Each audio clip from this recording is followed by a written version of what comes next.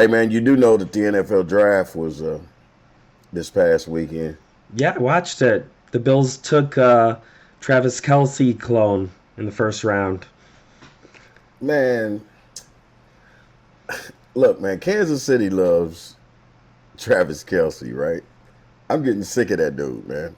Really? Seriously, I'm being honest with you. Honestly, hey man, black women all around Kansas City is losing their mind about Travis Kelsey. Seriously, man. Because you know Travis Kelsey's down with the swirl. You know, he's like our ex-boss, except he likes chocolate. You know.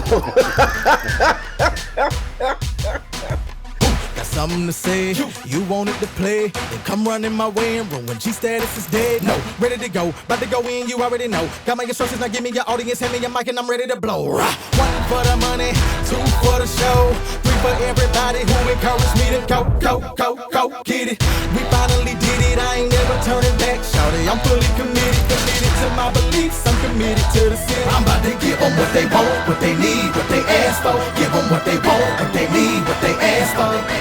And now, from an underground bunker on an island in the middle of the Cumberland, it's the paragon of the paradox, the voice of the silenced, America's favorite uncle, and the host of Jimspiracy, Jimmy Dodd. Give them what they want, what they need, what they ask for.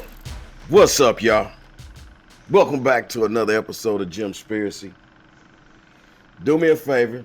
I hate to sound like all them other guys, man, but hit subscribe, hit like, phone a friend, phone home, do all of that stuff, man.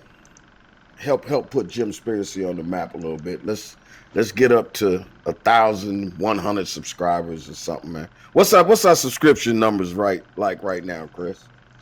Actually, we passed 1,200, so that's good. Oh, good enough. Hey, you know what, man? I'm happy for the little things in life, man. Honestly. And so for those 1,200 people, I thank you. Honestly. And the other thing is, man, we don't really get big numbers like when we first do the show, but then when you go back and look at the show, people do watch the show. So I want to say thank you again, truthfully, because we doing something that ain't really supposed to be being done right now, man. You know. Yeah, thank you to all our fans, especially the ones who show up every time we do a show. And we try to do topics that are timeless. It's not just news of the day. We do a little of that at the beginning. But you can come back if you want to know what a chupacabra is. Even though we did that show last summer. If you want to know what a chupacabra tastes like, go ahead. Yes, all of that. So, and tonight's no different. We're going to talk the Nephilim. I think it's Nephilim, man. I don't think it's Nephilim. I think it's Nephilim. Okay. Hey, you can ask him how to pronounce it, too. We got a great guest. Yeah, his name is Dr. Joseph Lumpkin. He's a biblical expert and a Nephilim connoisseur, Yes, if I may he say is. that. He is a Nephilim connoisseur, man. I'm going to be honest with you. I'm going to warn y'all now. I got some questions for this guy. But before we get started, Chris, everybody wants to know, how are you, man? What's been happening with you? You said you had an appointment. Yeah, you can hear my voice. I have a cold right now. I think that's unrelated to the cancer. But my CT scan that I had last week showed that the cancer grew a little bit.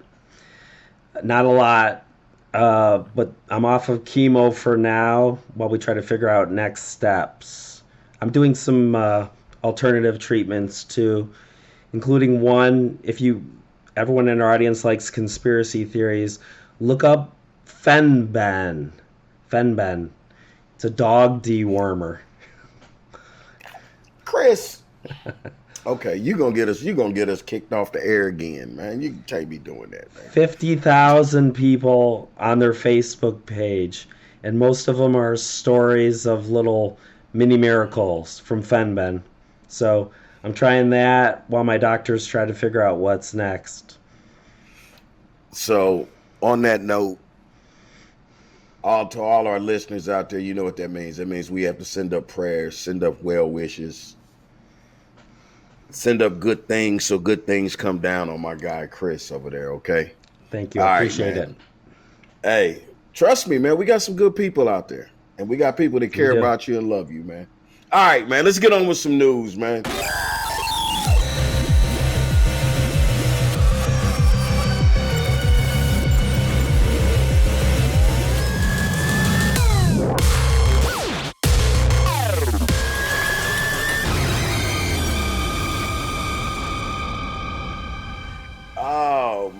Hey, man, let's get a few headlines from, I guess I can't say from the newspaper. Let's just get a few headlines from what's going on in the world. I think one of the, we didn't talk about it last week, but one of the big stories that's going on is, you know, I'm not going to say the organization, the 2U people, they didn't like our RumbleVax episode, but I guess nobody told Jamie Foxx that because, He's had an incident that he suddenly took ill unexplainably. Also, if you missed it, you got to see that episode on Rumble. So look up Jimspiracy on Rumble to see the episode. YouTube won't let you see. That's the thumbnail there. Hey, man, you know, the thing about Jamie Foxx, and this is just me. This is just me being an old guy. A lot of people don't remember this. But Bernie Mac, back in the day, got sick, and I believe they said he had sarcoidosis. And it was one of those things that, you know, we just assumed that he would get well, and then all of a sudden, he wasn't well anymore. One of these days, I'll go into some of the Bernie Mac conspiracies. But, you know, I worried about Jamie. A lot of you guys don't know this, but Jamie was talking about, you know, he's been going around giving interviews talking about when he was a little dog hanging out with P. Diddy, trying to hang out with some of the big dogs, okay? And he started kind of dropping some P. Diddy information. For those of you that don't know, let me just say, word on the street is P. Diddy is a man's man, okay? If I can just say it like that. How's that, Chris? He's a man's man, all right? Okay? And we see what happened to Jamie Foxx, okay? So you don't think it's the vax? Careful. Or is it? Well, see, I didn't say nothing about that, Chris. Honestly, he was vaxxed. Like quite a few people, Lance Reddick. Oh, yeah. It's a lot of people that have been vaxxed that have just suddenly been unhere, you know. Did you see that Reddick's family didn't agree with basically the autopsy or the lack of autopsy? The cause of death? Chris, yeah, I saw that. I think that there's a lot of people out there. There's a lot of families out there. You know, these are just people that make the news. Is her name Megyn Kelly? She had a family member. Oh, gosh. Yeah, she had I think it was like a sister or something that, you know, it's a lot of us that have had that happen, okay? But let's leave that alone. You see, I'm a little squeamish about that. I didn't realize that the 2U people, I didn't realize that they were so. It's amazing that we live in America, the land of the free, and there's so many things that we cannot talk about. Okay, I know. I just want to say that, man. I just want to see what else you got for me, Chris. I'm done. I don't want to talk about. Take a look at this video. I saw this. Yeah. New York police dog, robot dog. He can enter and access potentially dangerous situations. And there's this other one here that looks like the one from Lost in Space. Yeah, that looks like something from Star Wars. And this is in New York, right? Yeah, they're actually deploying these. Okay, so let me ask you a question, man. How long you think it's going to be till we see somebody on YouTube riding this thing down the street? Yeah! Woo! huh? How long is it gonna be? Somebody's gonna try to ride it. It's true. Honestly, if you have a robot dog, they're gonna do a robot horse next. You know what though? How many? We had a shooter in Texas or whatever, and they said that they trapped him in the parking garage, and they said he was killed by a robot. It was a robot. Evidently, they put a bomb on the robot, or I didn't hear about that. I don't know. Maybe the robot could shoot, but yeah, that happens. You know. What else we got, man? Oh yeah, here we go. What else you got? Well, this went viral. A San Francisco Target store. Most of their aisles are locked up, like you see in that picture. So you need a tube of toothpaste. Someone's got to get a key and come get it out for you. You know what? This is just what our country's come to, man. We live in a society where we can't trust you to walk through the store, pick up what you need, walk to the counter. But wait a minute. Let me ask you this. You'll have to go behind glass, get somebody to hand it to you. Then you go to the checkout counter and check yourself out in self-service. Makes no sense to me, man. But it goes to show the type of world that we living in. By the way, man, I don't know if you know, but we have Walmarts closing all over the country. Yeah. Okay. Portland, for sure. I think Portland. I believe there's some in Chicago. Black people, stop stealing from Walmart. Okay, stop it. They're getting tired of their losses. You can't keep going in there shooting stupid videos. You can't go in there and start fights. You can't go in there and walk out with 46-inch TVs. Stop it. Seriously. And then we have politicians that want to set up and say, oh, I think Walmart's wrong. Well, let me say for the record, I ain't never said that Walmart's right, but I damn sure ain't going to sit up here and tell you that you're supposed to just continuously take a loss. Okay? So, people, please stop it, okay?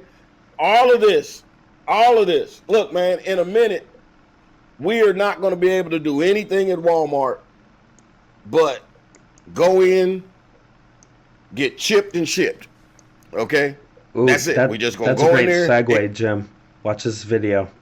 I put a microchip in my arm and it's the best thing ever. This chip is a powerhouse. It's got everything I need. A credit card, my ID, my medical info, and even my keys. And when it's time for groceries, you just tap your wrist and bam! Transaction done. It's like magic. In a medical emergency, it can save my life. Experts can easily identify me and my medical history. I feel like a sci-fi character and I'm loving it. This amazing chip is totally free. That's right, no more digging into your pockets. And the best part, the surgery is quick. They'll give you a cookie afterwards. All of that for a cookie? All of that for a cookie? First of all, let me ask y'all this. Since two words didn't make sense in that to me. Free and surgery. Yeah. Okay? That makes no sense. Free and surgery, okay? Hey man, there was a Justin Timberlake movie where they kind of everybody had that implanted in their arms. Yeah. And it Time. It's called 2011. Yeah. And it actually wasn't a bad movie, honestly. But hey man, I remember back in the day when I was a kid with my grandparents. And I'm going back to grandparents because I don't remember my grandparents having credit cards. Okay? All I remembered was cash. I would ask all of you, when was the last time you went and stood in line in a bank and cashed a check and got cash? When was the last time any of you have actually used cash? Okay? And then so you're saying we're kind of chipped already. Well, wait. Then they came out with we had credit cards. Okay, we went along with that. Then they came out with credit cards that had the chip in them, and they wouldn't call it a chip. They would call it something else, and this is just for our.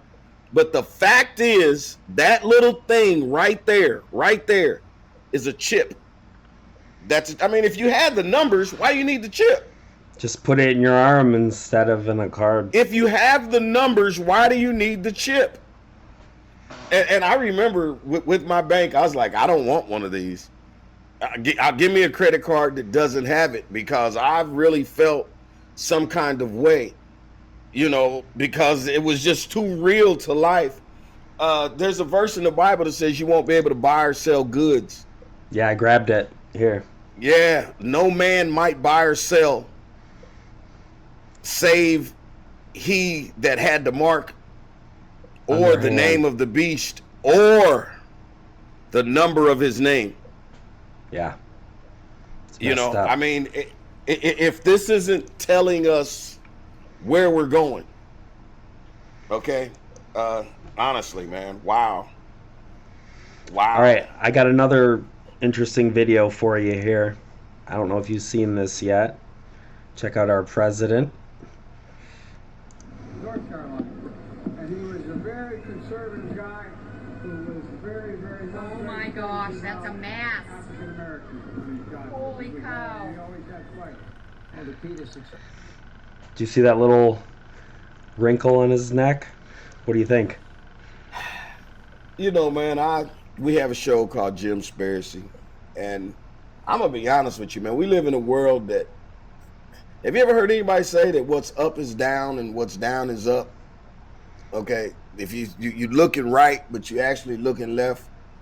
I'll be honest with you. I don't think it's a mask. I think that that's just what happens when you're a president of the United States and you're 149 years old. That's all. Honestly, man, if he dug in his neck hard enough, he'd have pulled a Twinkie or a cookie out of his neck. Get a cookie for getting the chip. Why not have one in his neck? Oh, my goodness, man. Come on, man. Y'all. One more from old Joe here. My heart. There's nothing our nations can't achieve if we do it together. I really mean it. So thank you all. God bless you all. Let's go lick the world. Let's get it done. What? Lick the world. What? Let's go lick the world? Lick the world. See, look, man, people have always accused Joe of being Joe's an old freak, okay? Let me just say it. I remember Joe at the Freaknik back in 78, 79, okay? So some of that he can't help, and who he think he is, the Dalai Lama or somebody, man? You can't be going around doing it. Yeah, I pulled that up. I don't know if I can watch it. Ugh. Hold on, it gets worse. Oh. My little brother told me about this, man. Oh, here it comes. Oh!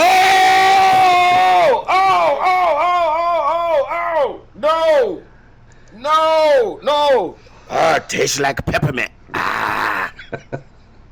No! Can't unsee that. Oh, man. Hey. Well,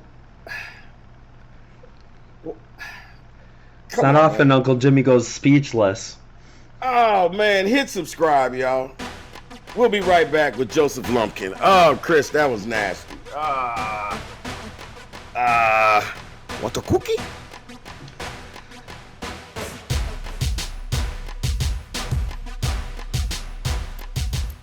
Oh, man. Welcome back to Jimspiracy.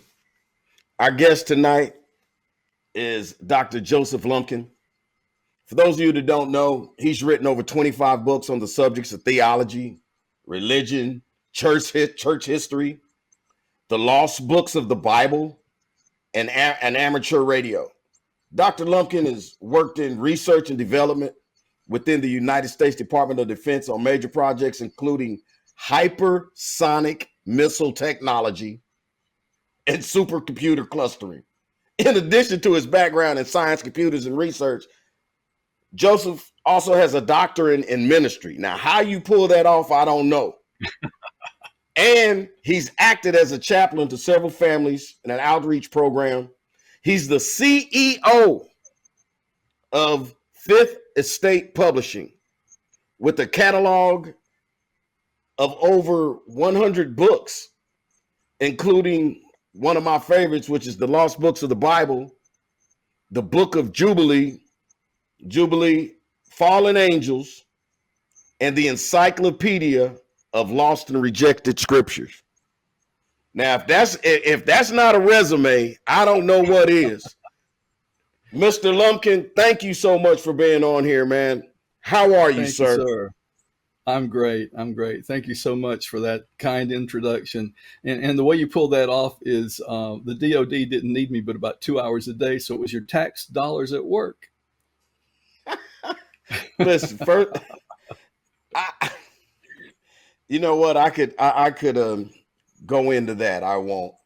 Okay, what did you do for 2 hours there with them? I can't just let that go. What did you do for 2 hours? Oh, well, it was it was standard government work, hours of boredom, moments of terror. We worked on about 1,600 node computer. It was the 15th fastest on the planet, according to the top500.org.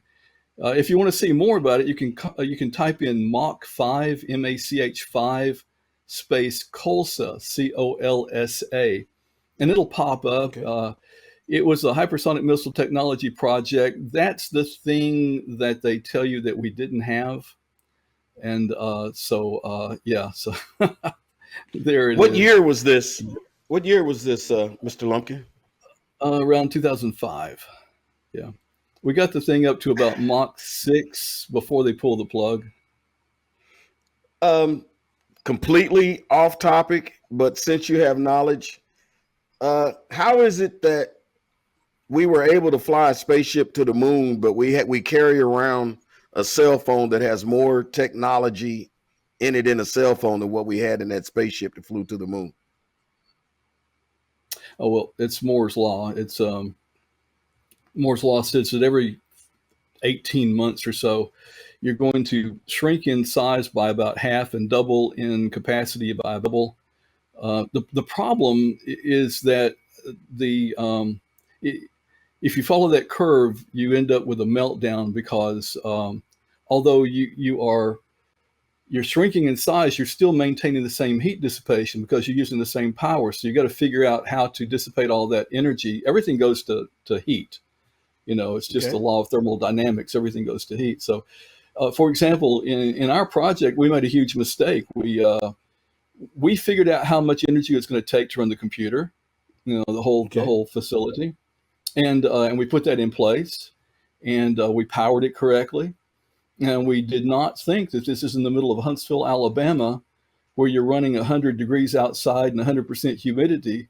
So, Jim, we were producing enough water condensate coming out of the computer room through the air conditioners that we could have filled literally an Olympic-sized swimming pool every couple of weeks. So what do you... Wow. Wow. Yeah, the things that you don't think about, it's like, oops, what are we going to do with all this? So, it was interesting. All right, Mr. Lumpkin, let me get to one of the reasons why I have you here. Nephilim. Is it pronounced Nephilim? Is that the correct? Yeah. So when an IM occurs at the end of a Jewish word, a Hebrew word, it's just like an S on us. So it's Nephthil if it's singular, and Nephilim if it's plural. Okay. Nephilim was a hot topic. Yeah. Nephilim was a hot topic that was trending on Twitter last week. And it was also mentioned in the movie Nefarious. Okay. Please. What's the Nephilim? Please. Well. For our heathens out there that don't know. For our heathens out there. All right. So in Genesis 6, it kind of points to this. Nephilim means the fallen one. So according to the folklore and the book of Enoch and kind of a derivative of the 6th chapter of Genesis, what you had was and I'm gonna put stories together, Jim. This is gonna be out of 3 or 4 books. Okay, so let me kind of consolidate all of this. You had 200 angels. They're called watchers. These watchers were appointed to watch and document and guide the human race. They're sitting there up there watching, and they're going, yeah, those women look really good. I would like some of that. So this watcher by the name of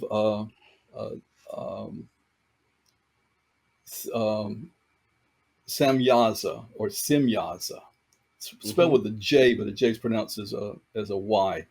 Simyaza decided that he would like to get a group together to go down and get these women, have sex with these women. And he said, "Look, I don't want to go down by myself.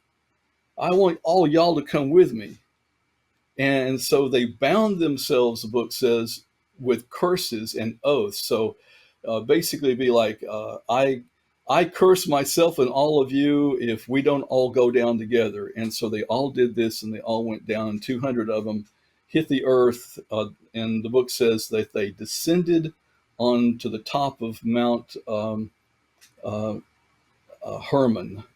And Mount Hermon is northeast of Israel, and it's about 9,000 feet in elevation, and that's where they landed.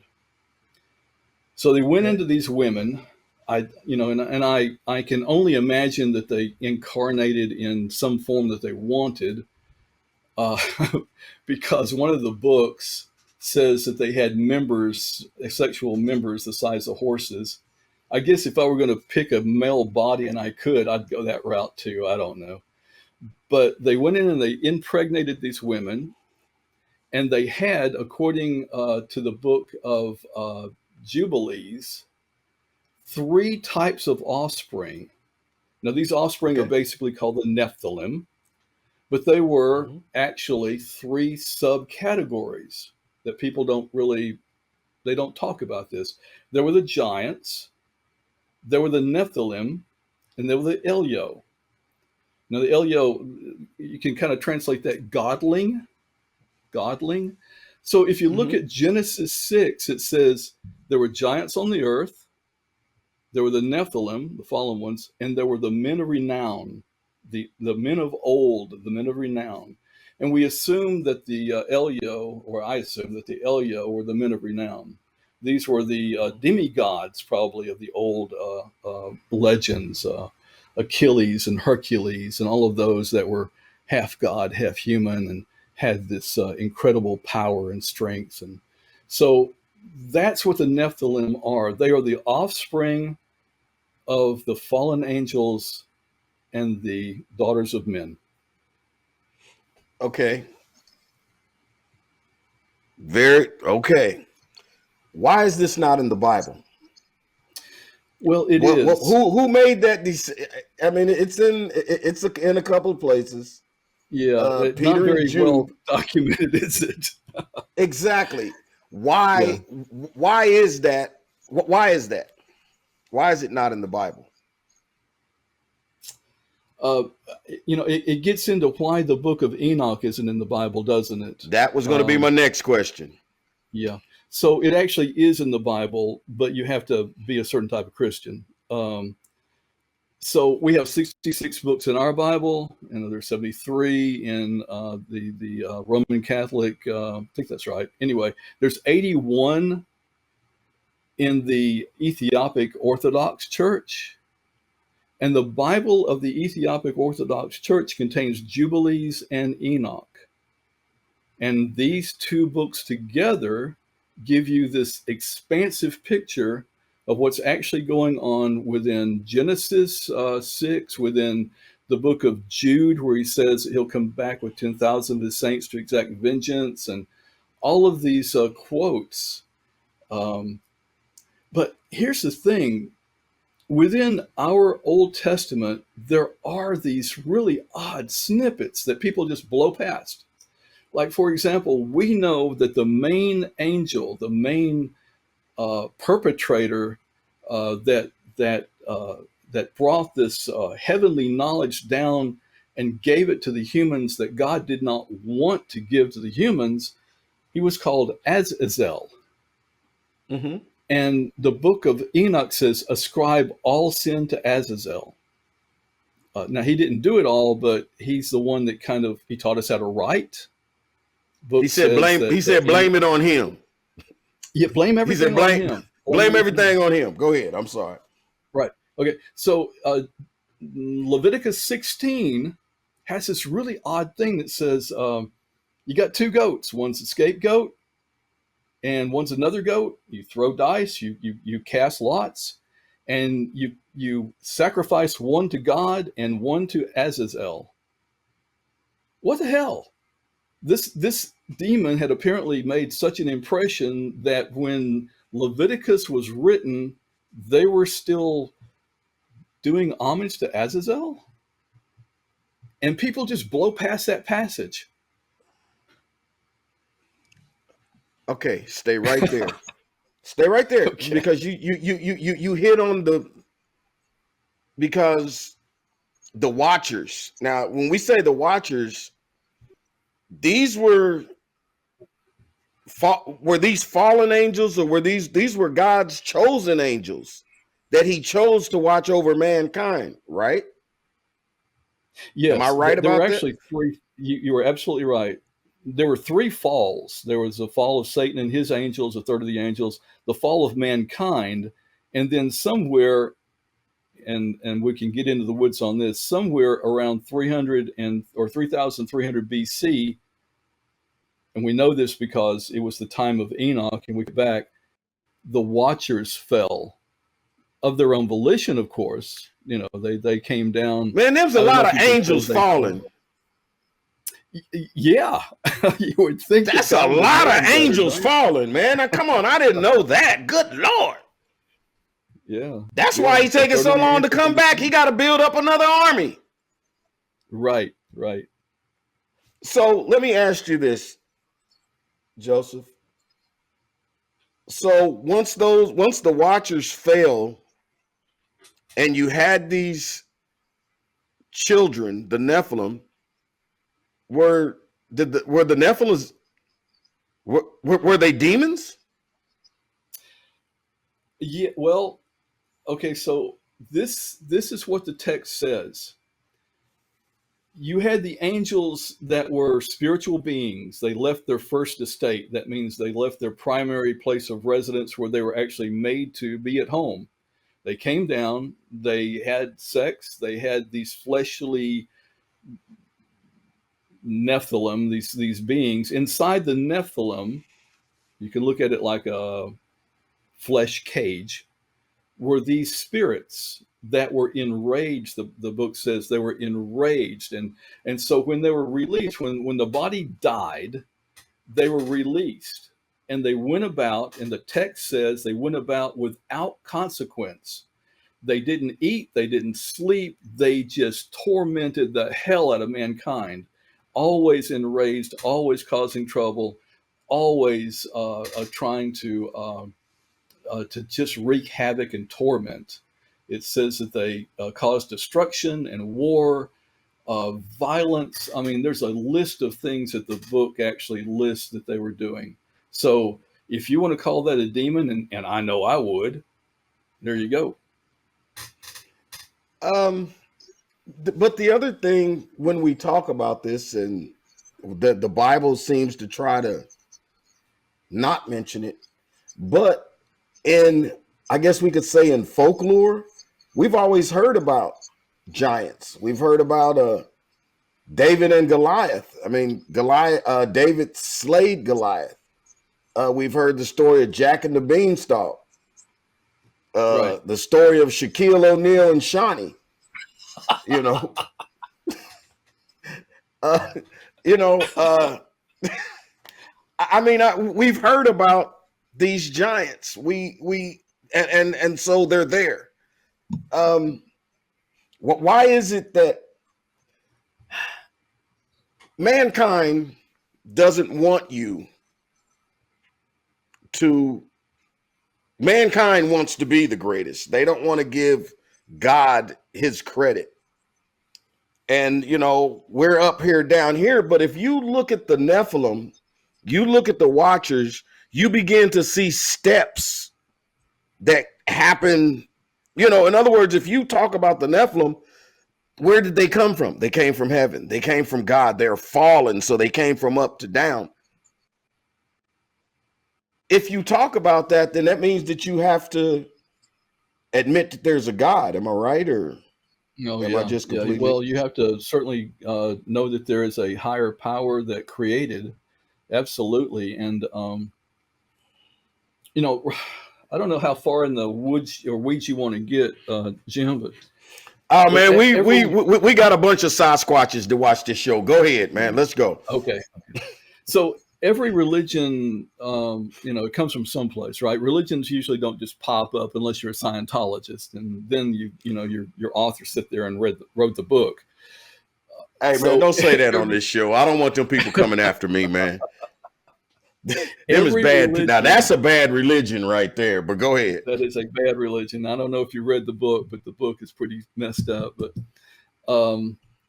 so Judaism or Christianity is a offshoot of Judaism, and there's a lot of theories that say that Jesus really just wanted to kind of rectify the problems in Judaism, and but that's another story. Judaism, turns out, came from probably a Canaanite religion where the pantheon's head was called El. And that's not to say that there isn't a God. It's just to say that our expression of God and understanding of the deity has changed throughout the millennia. And the more primitive we get, the more we go back to idols.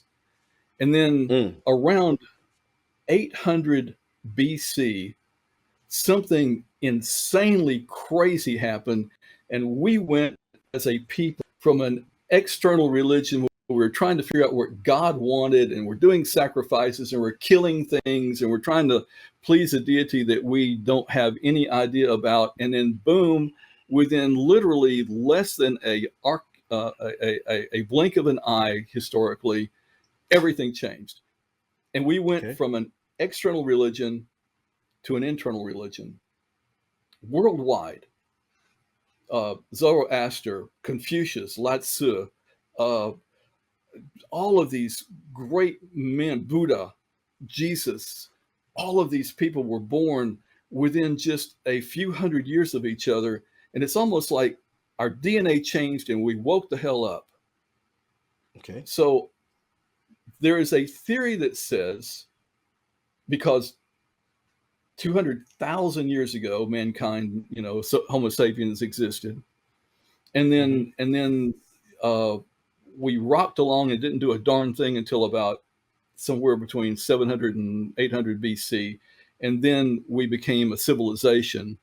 And then overnight, we built pyramids and the Watchers happened and all this stuff. So there's this theory that says that they were messing around with our DNA, that they were shepherding us through to an enlightenment.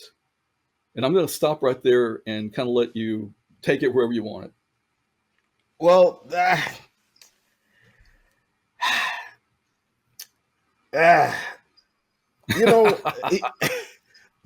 well, because you spoke on something I wanted to ask you about, and you spoke about the pyramids. Once again, mankind cannot understand how pyramids were made, how the Easter Island head statues, that they said that these rocks weighed 20 tons or whatever, and they didn't have the ability to carry them. So my thought was, when we talk about a Nephilim, well, that's who did it. That's who built it. I mean, in other words, it's not hard to build them if you got giants running around here using Earth as a playground. How far off am I on that?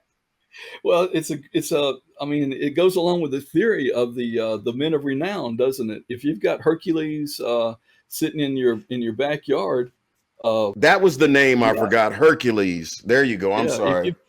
if you've got a demigod, a godling, an Elio, that was part of the list of the subspecies that came out of this fallen state, absolutely. Dr. Gene Scott, bless his old reprobate soul, I used to follow him a lot. He said, the farther away from creation we got, the more we forgot about our divine power.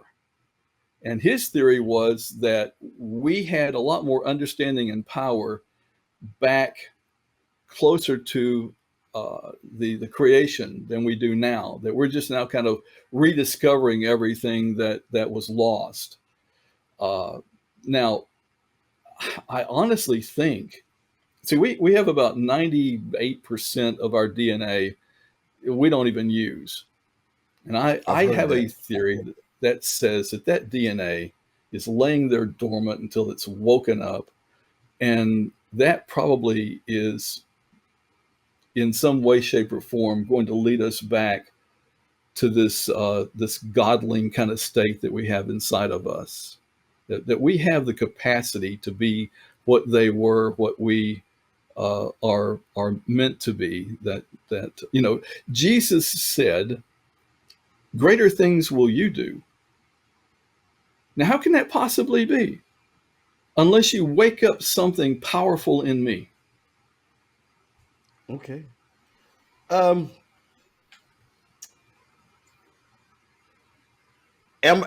I wrong in this? But there were at some point, at one point, how many Nephilims would you say? Were the Nephilims just in? Where were they? Were they all over the world, or were they just in a part of the world? Well, they touched down. Of course, their parents touched down on Mount Hermon, right? So we don't know how far they spread from there. We have no idea. I can tell you there are certain oddities. The giants of Gath, Goliath and his Go ahead. mama. Come on, speak on it, doctor. Go ahead. Come on, let it go, man. The doctor, the mother of Goliath and all of his brothers were polydactyl, and I find that to be very odd. They all had 6 fingers and 6 toes. My nephew was born with 6 fingers. Go ahead. Well, he may well be. My nephew was born with 6 fingers. Go ahead, man. Yeah, it may be part of that descendancy. There are certain odd traits of these guys. You don't necessarily have to carry giantism, but polydactylism seems to have followed that family line. If you believe that the people of Gath were descended from the same giantism as the fallen ones. So I guess my question is that I'm trying to get at is, so this is the reason God wiped out the earth with the flood of Noah? Was to get rid of these? Look at you. Now you're rubbing your hands together. Yeah, well, I was hoping that you got here. Here's the thing. It took me a minute. I had to drive around the block. I'm back now. Go ahead.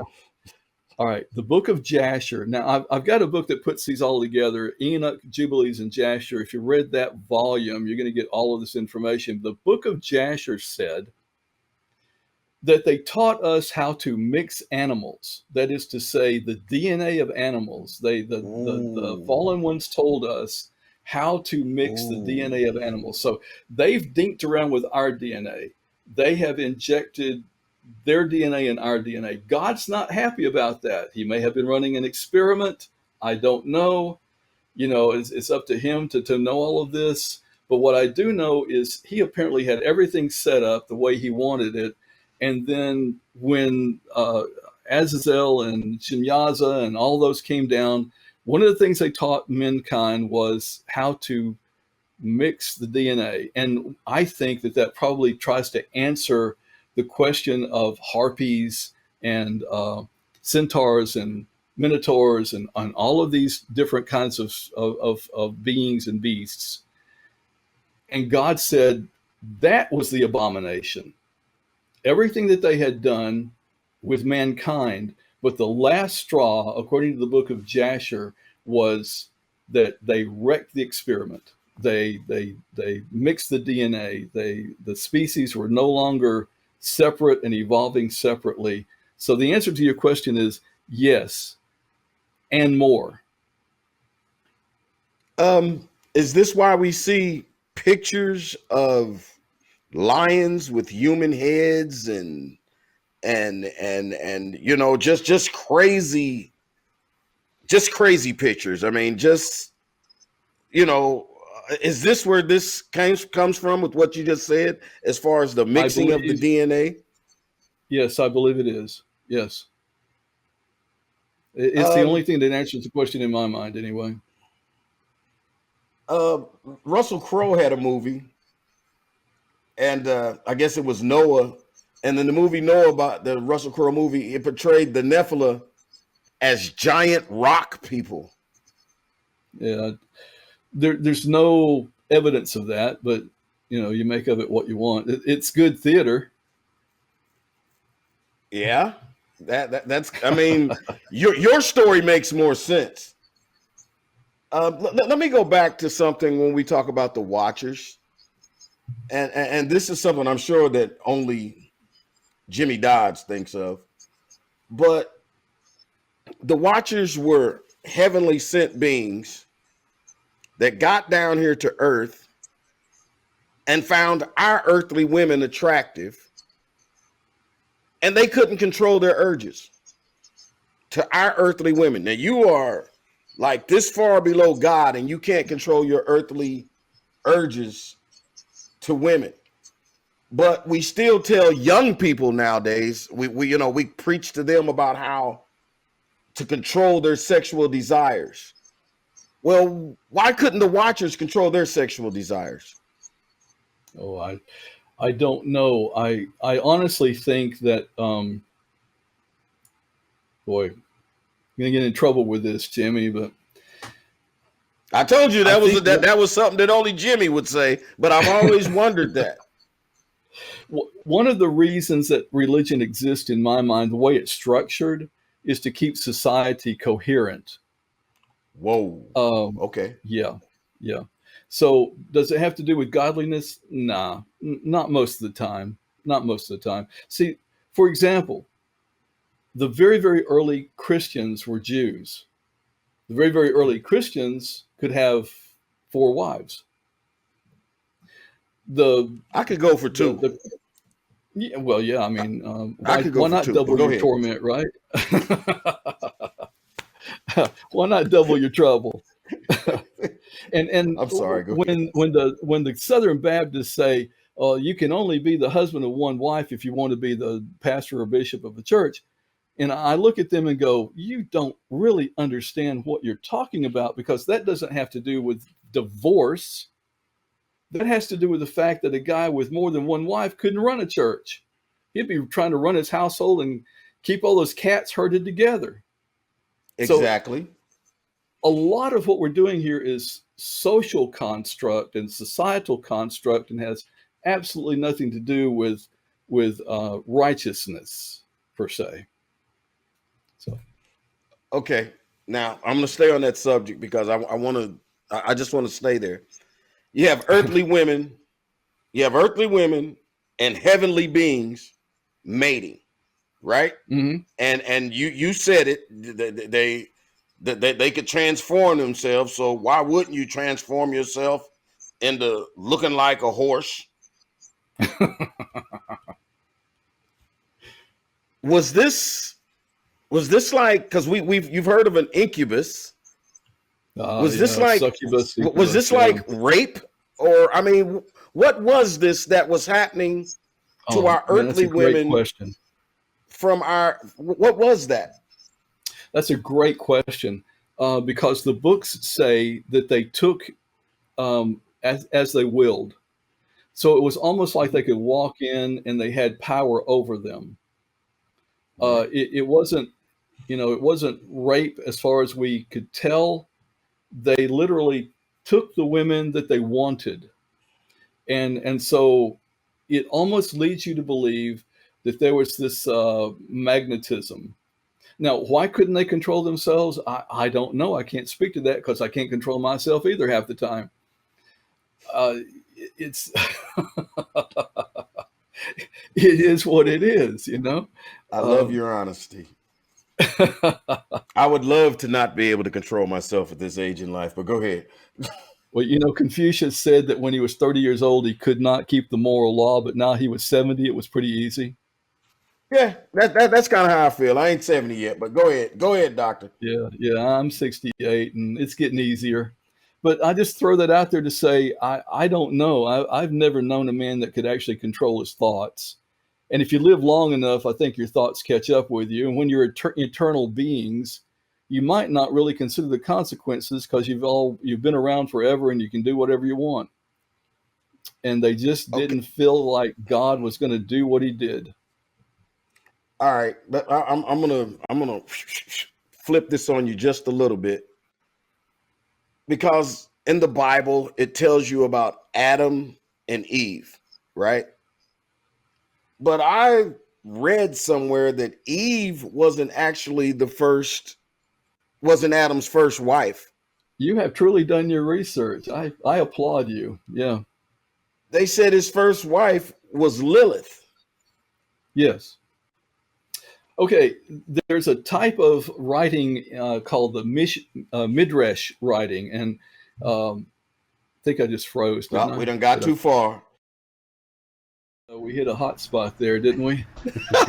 So, yeah, it's always good when that happens because I just double down, you know. Man, that's a great question, Jim. There's this entire genre, if you will, of writing called Midrash, and it's made to answer those questions, and it's a mythos that springs out of answering that question. So in Genesis you have two complete, concatenated, if you will, one after the other, creation stories. Most people don't realize that, but it goes boom, boom, and it's in two separate voices.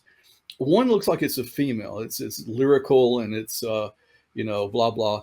On the first one, she comes out of the earth, right? She's made out of the dust, just like the man. On the second one, she's made out of his rib. Now, if you're a Jew at that time, you take the Bible incredibly literal, and so you have to kind of come up with a story to back up what's going on.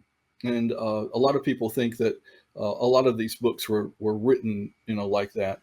Now, they tended to handle stories like that, and so that's where Lilith comes from. It is the answer to the question of what happened in the first creation story, because why did you have to do it again? If that makes sense. Now, one other thing, and then we'll get into the weeds.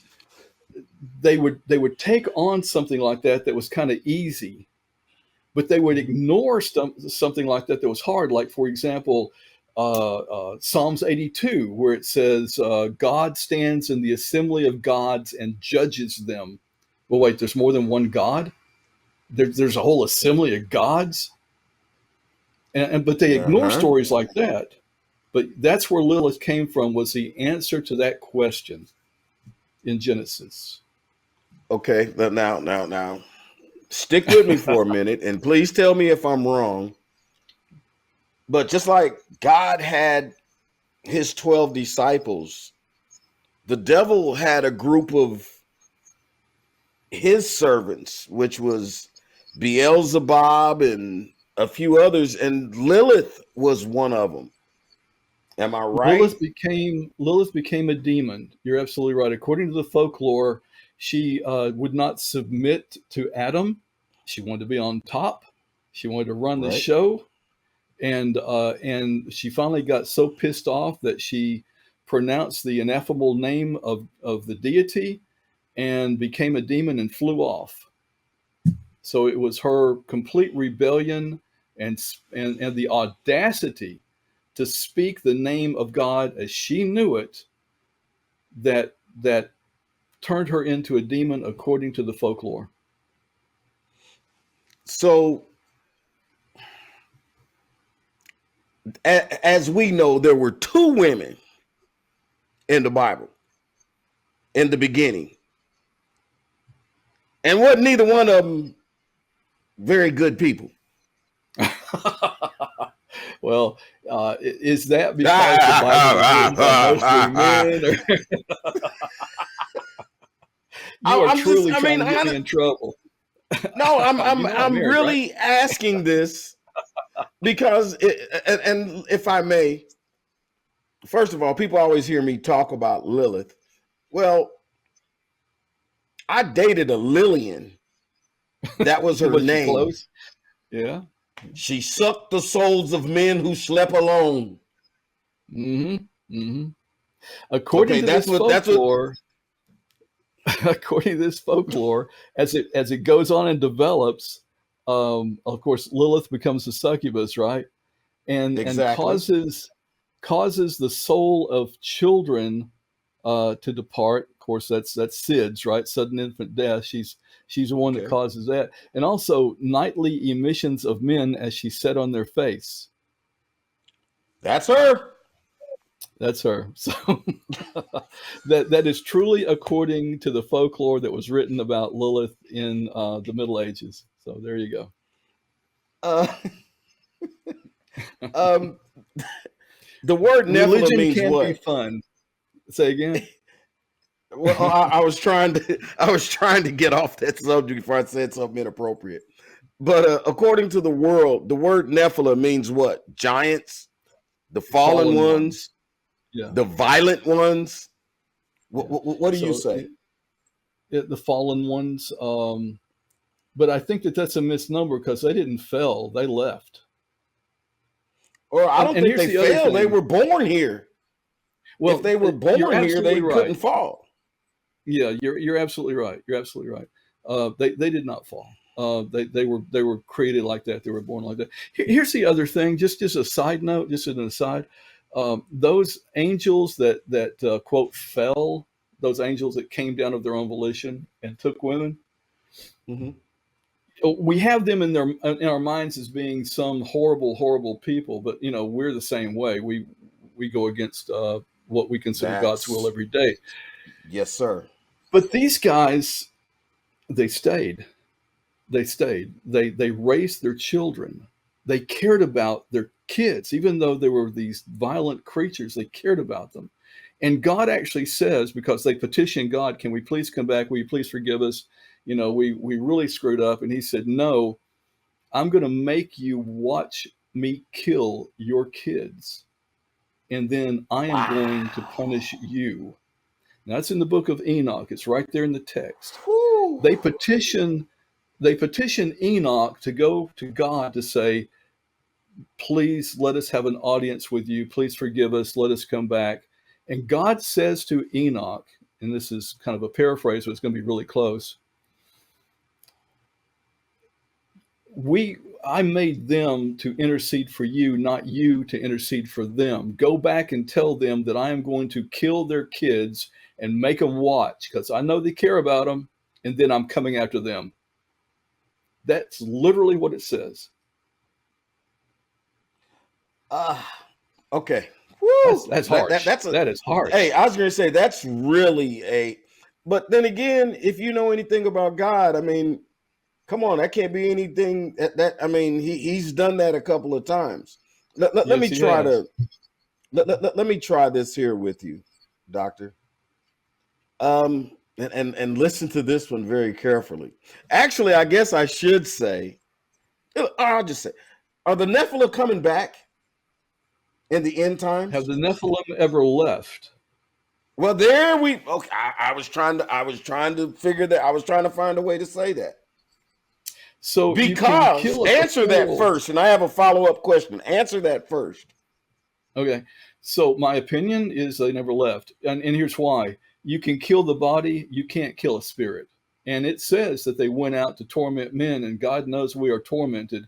And some of us, I think, especially in politics and televangelism, we possess those spirits. If you want to see narcissism and selfishness and arrogance at work, you tune into two things. You turn into politics or televangelism. Oh, I didn't expect you to go there. That was a deep shot right there. My Well, I was goodness. raised in this. I worked for EWTN and I worked for Trinity Broadcasting. I've seen it from the inside out. And some of the most righteous people in the world are the most arrogant, self-centered, Evil. narcissist, evil. Let me try to wrap this up because wow, thank you so much for coming on here. Archaeologists are finding, or they have found, huge skeletons, but they never want to talk about these gigantic 8, 10-foot, 12-foot skeletons. Right. Why is that? I guess this goes back to the question of, you and I are talking about this and we're speaking about it, but there's also a group of people that don't want to acknowledge that it happened. All right. I'm going to get a little bit in the weeds here, but I promise I'll bring it back. Okay. Just bear with me. I'll help pull you out. How about that? I'll help you back. Okay. Science is a religion, and a very stubborn one at that. I sat under a doctor of physics, Dr. John Medeiros, who wrote a book on human color vision that answers all the questions that the scientists were trying to answer. His theory fit perfectly.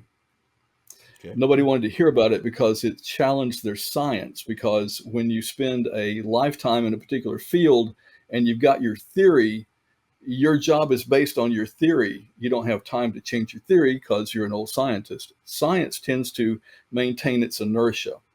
That's point number one. Point number two, if you ask almost anyone, they tell you that the human skeleton can't really support more than about 8 feet. It collapses. The knees, the ankles, the backbone, it collapses. And when you look at the tallest people in the world, when they get to about 30 or 35, they are pitiful. So to come up with these skeletons and to say these are 8, 9 feet and they look like they're in pretty good health and they're robust and all, that blows the science out of the water. Scientists don't want to go there. They have 2 sets of teeth. They're obviously not particularly human, and you would have to rethink the science. And scientists just don't want to go there. I'm gonna throw a curveball at you before I let you go. And there's not a lot of people that know about this, and maybe it's not true. But have you ever heard of some of the U.S. soldiers seeing giants in the mountains and in the caves of Afghanistan? I have not. Sorry, it's out of my wheelhouse. I can't speak to it because I don't know it. Okay, well, I take a look at that. See, look at it. I found something there. Take a look at that. There's some stories of. I'll put it like this. Based off of everything we've said, you said it yourself. Who said they ever left? Who said they ever left? And that would be where they would be. Well, that would be where they lived. Listen, I want to thank you, Joseph. Let me ask this before you go.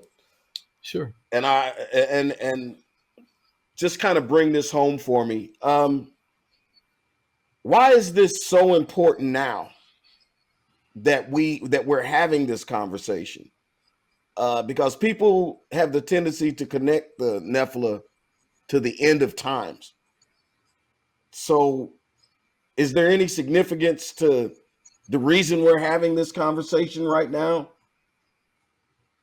Do you know about the 100 monkey theory? Oh my God. Does no. that... Okay.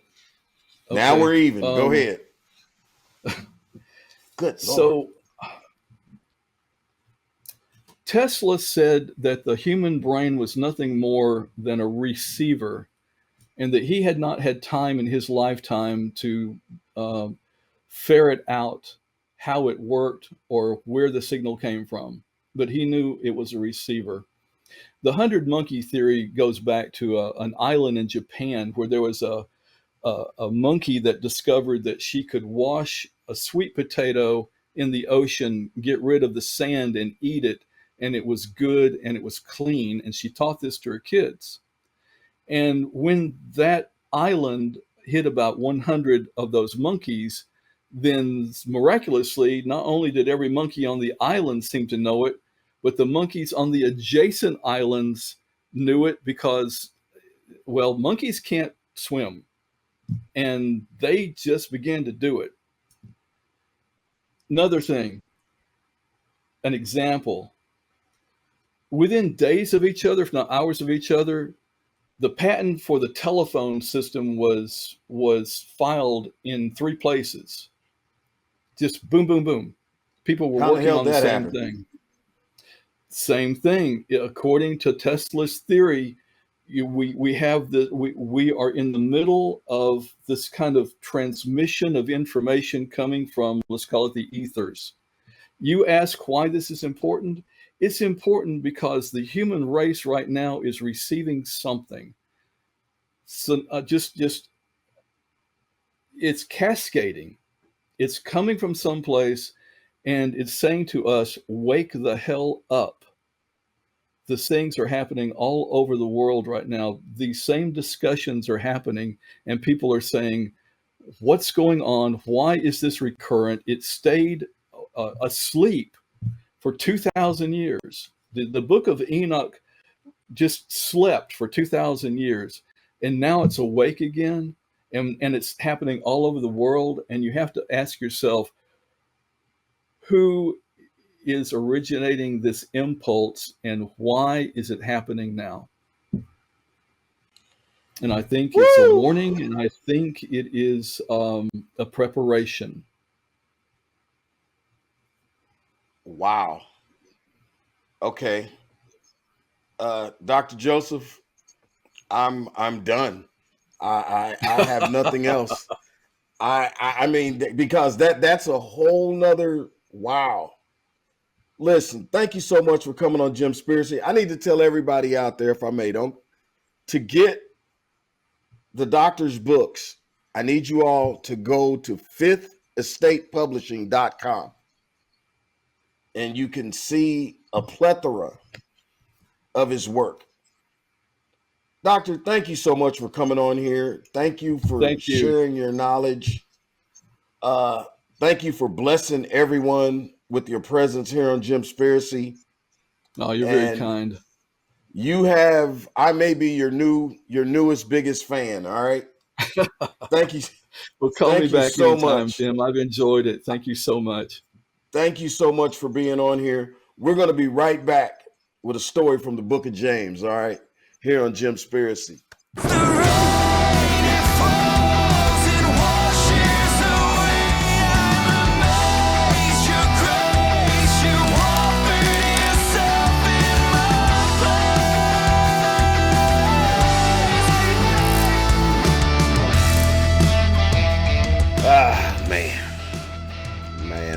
That was a great interview. I want to thank Mr. Lumpkin again. Oh, man. See, y'all going to have to start watching some more Jimspiracy just to find out some things that you don't find out. By the way, man, we didn't talk about Tucker Carlson and Don Lemon getting fired. Yeah. Kind of reminded me of me and you, Chris. But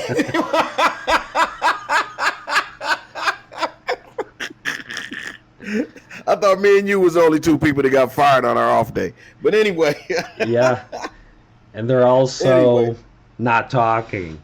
So, wonder why. I wonder why. All right, this is supposed to be Bible story here. What do you got for me? Yeah, I know, and I apologize, y'all, for throwing that in there, but it just happened. Hey, man, listen, I'm going to thank y'all again for watching. Bible story for tonight. Ever heard the story of Doubting Thomas?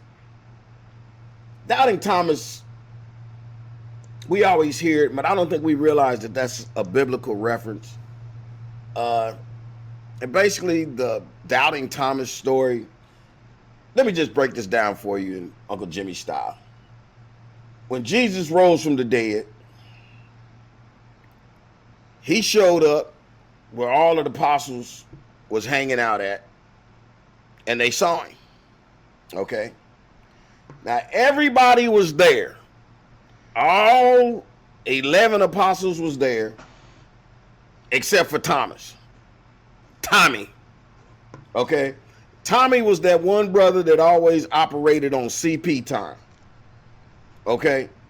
And I don't mean cool people time, all right? In other words, he was always late. He was the one that always come in tapping his watch. Like, oh, I didn't know we was starting. All right. So the next day when he showed up, all the apostles like, bro, where was you at? You know, where was you at, man? Jesus was looking for you. And Thomas, being Thomas, was like, hey, man, how's Jesus looking for me? He said, I saw Jesus when he died. I saw him dead. So I'm going to be honest with you. I don't need to see no more. And they was like, hey, man, he's back. You don't do that. And they like, where was you? Hey, man, Tommy was upset. You know, he's like, man, why don't y'all stop lying, okay? I seen him die. He had spikes in his hands.